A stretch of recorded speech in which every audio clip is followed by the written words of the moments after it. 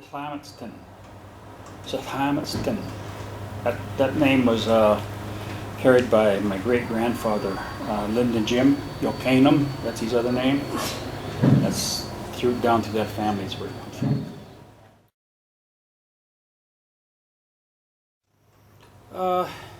Maybe I can start off with what we consider traveling canoes nowadays was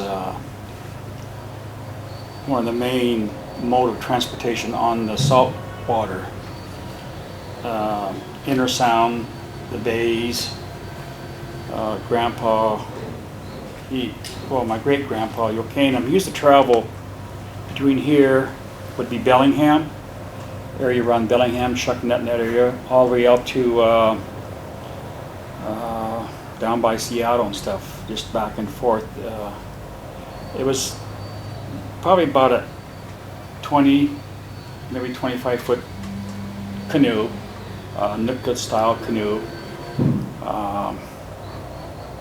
They use that for clamming, fishing around in the sound, shallow waters, duck hunting, gathering eggs, gathering seafood, and visiting up in the islands and stuff. When they entered the river, probably about a mile or two up the river, they switched over to what they call a shell nose canoe. And they range from 16 feet up to 20 feet long. They were a shallow draft, flat bottomed, to travel up into the shallow waters. They should travel along the shore where the small eddies were that would pull them up. And they take those all the way up to the headwaters, foot of Mount Baker, the South Fork, Middle Fork, North Fork. And most of those were, when they're going up, they were using poles, not paddles. That's called poling up the river and stuff. So those were the two main canoes that we used. I don't know much history about the big ocean-going canoes for us, but just those two. I started making canoes probably back in '78, somewhere around there. Out of the need that we didn't have race canoes. First canoe I made was a 6-man. It's called Little Thunder. That's on display at the Nooksack River Casino right now. That's my first canoe. The log came right off of this property. My father-in-law, he helped me, Angus Thomas, and all my little kids were helping, Georgie, Cheryl, and Betty, my wife Charlene. They were all right there when I was doing it, all part of it. And then I started repairing canoes. I learned fiberglassing from a couple experts I used to work with at Intelco that are into fiberglassing, and I learned quite a bit from them. And what I learned is that there's no canoe that's so far gone that you can't fix. And it's just the need to keep them going, keep the canoes going. That way you keep the young kids going, they're learning.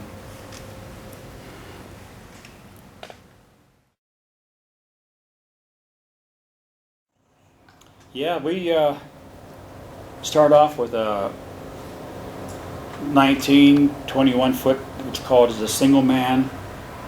They're narrow, shallow drafted, sleek. They're made mainly for speed.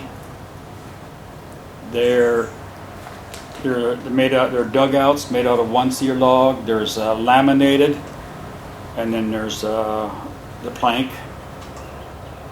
I do the plank, make them out of planks. Basically, making them out of the strips or the plank don't make them any faster. It does make them lighter, but what it does, it saves the wood. You know, you can make more canoes out of out of a log, if it's cut into planks, then you can make it out of a dugout. It's hard to find good quality cedars for dugout canoes. I don't want to see that tradition die, but you know, it's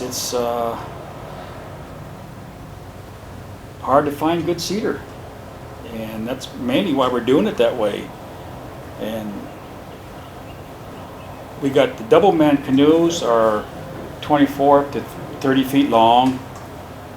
Again, they're sleek, they're narrow, they're fast. Up to then there's a 4-man. It's I'd say 32 foot up to 40 foot, same as a 6-man. They're 40 feet long. 11-mans, they range between 48 feet up to 52 feet. But there's different styles. There's round bottom, flat bottoms. There's what they call banana shaped ones. There's all different styles. It depends on the pullers, how they're trained. I always believed it's 80% puller, 20% canoe. You know, that's the harder you train, the better you're going to be. And the more you pour your heart into pulling, you know, you really train hard and dedicate yourself, you're going to win. You're going to win. Yeah, this here is more of a traditional. It's made out of one piece. It's made out of maple. It's a little bit heavier. It's got more spring to it. It's got altogether different stroke. It's a steady, long reach. You have to reach quite a ways and lean into it to pull with these. A lot of the young kids nowadays don't really know how to pull with a straight blade. They complain it's too heavy and it's too much weight. You train with it, you're gonna win with it. You train with it, you get used to it. It's one way of a shortcut we call shortcuts is a dog leg. You don't have to work quite as hard, and the reach is it's bent, so it's got a little bit further reach. So you have less distance to move up here than the other paddle. It keeps your strength right close. You got the same movement, but less movement up here. It gives you more power, and it gives you there's a different way of paddling, different way to stroke. The blades are short and wide. They're lighter. This one here is just right at 1 pound. What kind of wood? It's made out of red cedar and yellow cedar. Then another one here they call a gooseneck because of the shape of it. It's been around for a while. You don't see it too much. You have to learn how to paddle with it. You got to be comfortable with it. But it gives you a longer reach, less effort. A lot less effort. But again, you got to train with it. It's awkward. If you miss when you switch, you miss it. It can slap you in the face. It hurts. But it's mainly used for 6-man, doubles, or singles. Not too many people use them. I know my father-in-law, he would probably just cut it up and burn it. Kind of don't like these things. But that's basically the 3 paddles that I know of. And there's also one that make out of graphite, foam and graphite. And they're light. They come in 13 ounces. I got a gooseneck like that. It's made out of cedar, red cedar, yellow cedar, and it's 14 ounces. But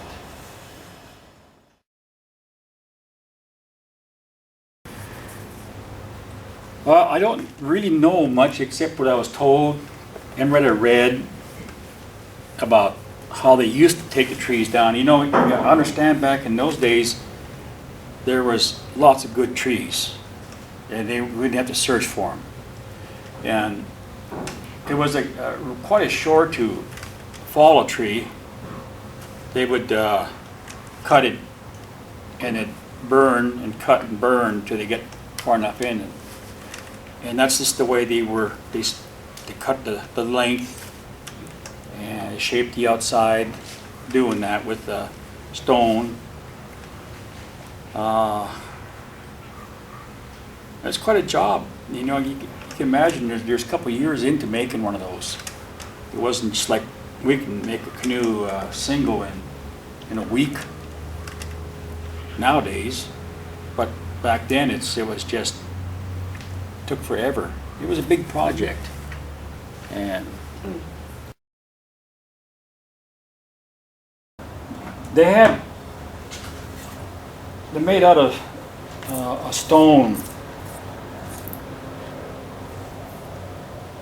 I can't remember the name called the stone, but it was shaped like that, and it's same way, same style. And you just chip at the wood. It's just the rhythm just keep taking a chunk off at a time.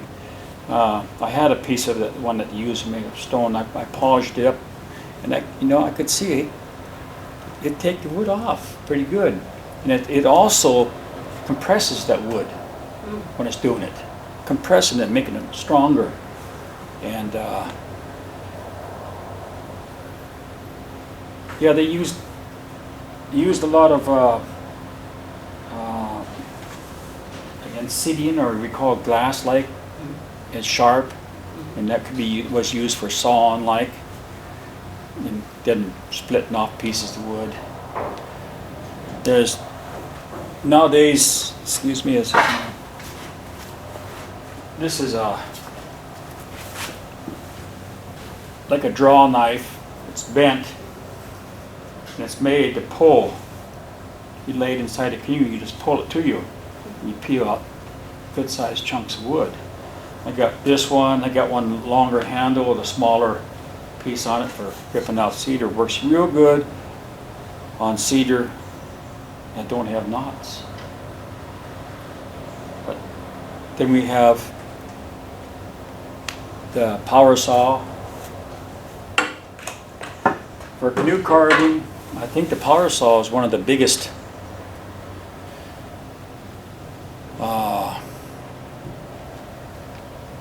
changes, you know.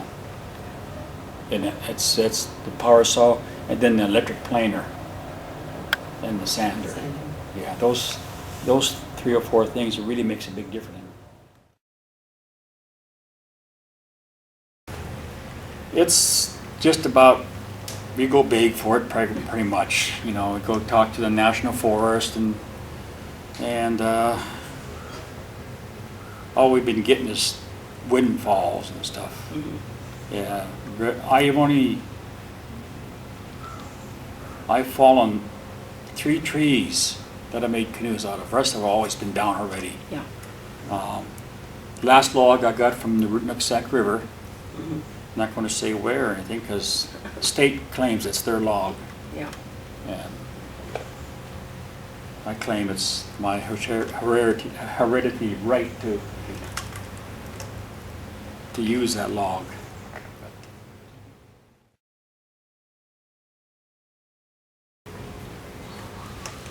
Oh, master carver.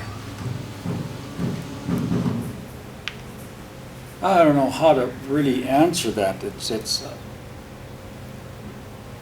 in the old days, each person had their thing to do.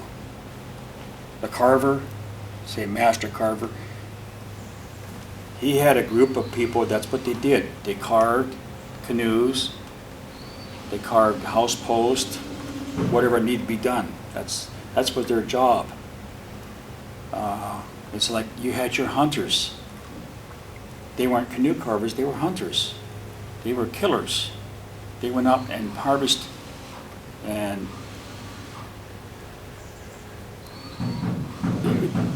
You had your people that that gathered the cedar for the buildings and stuff. You had your people that would do a lot of traveling. And that's why a master carver, that was his job, was just to carve and teach, and teach. I don't claim to be a master carver, I just teach these boys, show them how to do it. When I'm looking at it, it's less work for me. But it's also an enjoyment to see them complete something on their own. That's my payback, is seeing them, the smile, the real smile on their face when they can go out. My son, he's done 2 or 3 canoes. He just finished one that he's worked on for about 20 years, but he finished it. My grandson Roman, he's going to do one this year for himself, if he can find time. So I guess that's what a master canoe carver would be.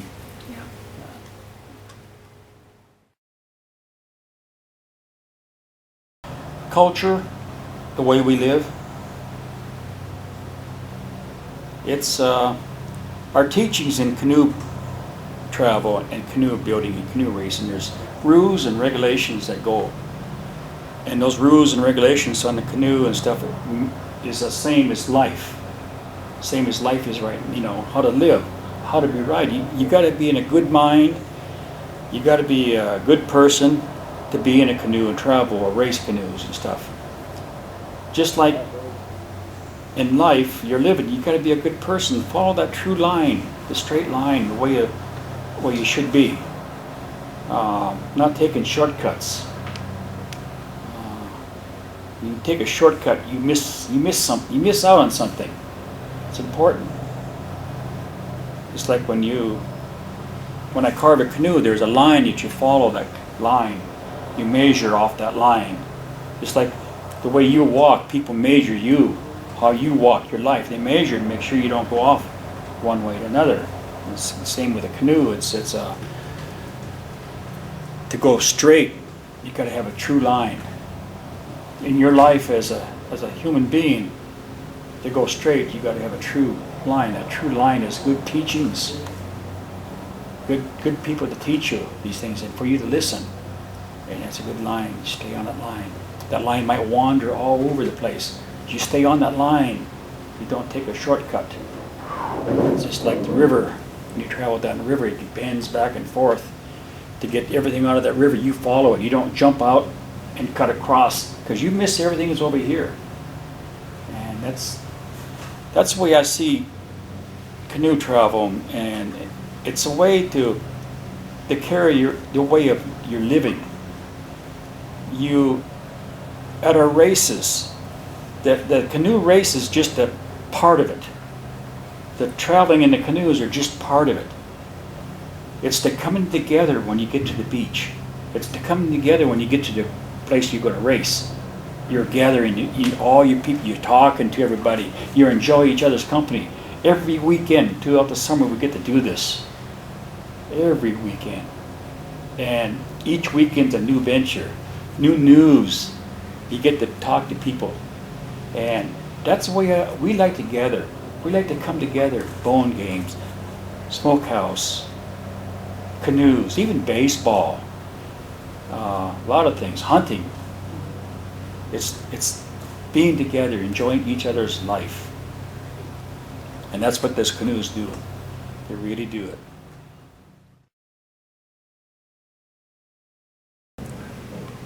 The journey,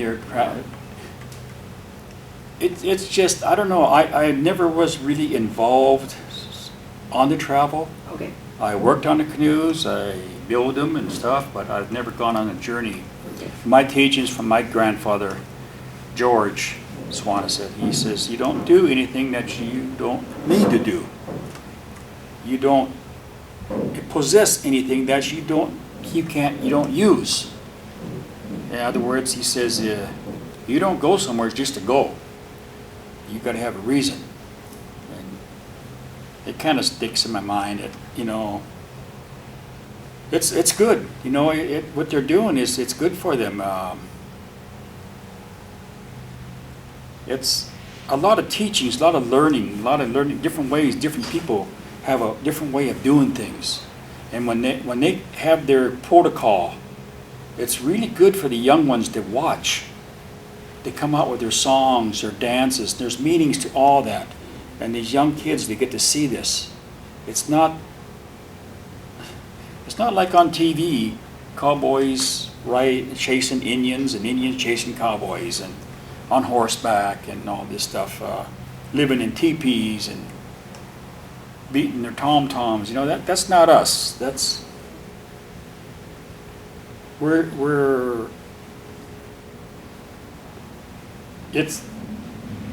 no different than the Europeans right now. They have tailgate parties at football games. They travel with the football teams at the colleges and stuff. Same thing. Same. I guess to me it just boils down to all it is culture, the way we live. And it's an evolving culture.